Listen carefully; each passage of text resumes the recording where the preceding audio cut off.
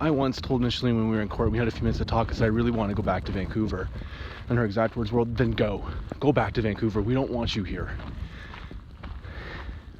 Micheline's controlled 99.9% of the times, but the small things she says, that's the truth.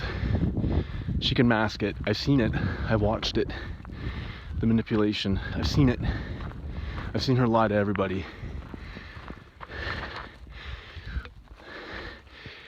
I will apologize, and I have apologized for saying things how I've said it. I wrote in an email in January when I found she was trying to put her in school. I said, when do you think this is going to change? I'm going to take you to court, and we'll be in court before you know it if you do this. I was wrong for writing that, but I was also very angry because Micheline knows how absolutely essential education for me is the most important thing we can choose. This is a 6-month choice. She knew I was up north. She knew I couldn't drive. I told her all of this. There's email after email. She knew I couldn't drive.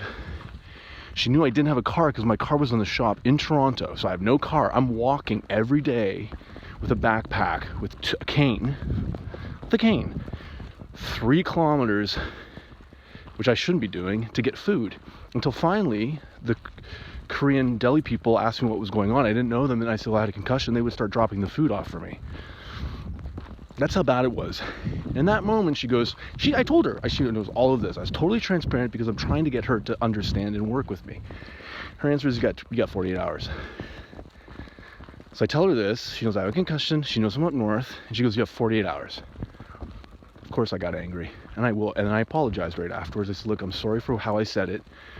And said, let's talk about schooling. That's what's on the voicemails, that she claims that I was harassing her. And this is how disjointed it is. I apologize. She goes, you're harassing me and threatening me. I'm like, no, I'm not. And Trevor, I have 2 videos I recorded immediately following. They're about 30 minutes in length because her voicemail was full. So I called back and I was going to send it to her. I said, you know what, enough is enough for now. Let's just see if I don't want to overwhelm her. Let's see what I get. And that's what I got. So I have those. If she doesn't produce them, he's not intoxicated. And this is what upsets me. They think I'm out. They try to portray like I'm sitting up here getting drunk. Do you know what I'm doing? I am isolating myself from the entire world. No car, unless I have to drive, for all of January until mid-February. For all of January, I parked my car 4 kilometers away. And I left it there. In case I had an urge, I had to walk 4 kilometers, and by the time I got to the car, I would calm down. So every time I had to go see Maya, I told Mom this, I have to walk 4 kilometers to get in the car to then go see her, and then I drop it off, walk home. I leave it at the convenience store, near the convenience store. Okay, it's free parking on the road up here. They think I'm up here getting drunk and partying. No, I'm up here doing meditation, journaling, writing. If I was partying like a motherfucker, pardon my French, Danielle, if you're reading this, sorry. I know you don't like swearing. But I'm just not going to start this all over again because of that. If I was partying crazily, guess what? I'd be in downtown Toronto. I'd be in Paris. I'd be in Rome. For 8 months, I have been 50 minutes at most at any given point away from Maya in case she needed me or there was an emergency. For 8 months, trust me, every day I woke up and I thought, I gotta go. I can go back to Vancouver. I can spend 8 months in Vancouver. But then Maya will not know if I was close by. If there was an emergency, I would never forgive myself. That's the choice I made as being a parent. And that's the choice I've learned to make. And yet they sit there completely going, oh, he's completely intoxicated. How do you know?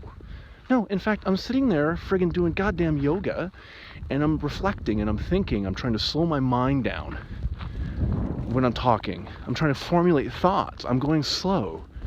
Yes, it's a bit confusing. I'm calling someone to explain why I'm sorry to my ex-wife, knowing she's probably going to shit all over it. Of course I'm pausing. Of course it's not perfect. I didn't write it down. That's not from the heart.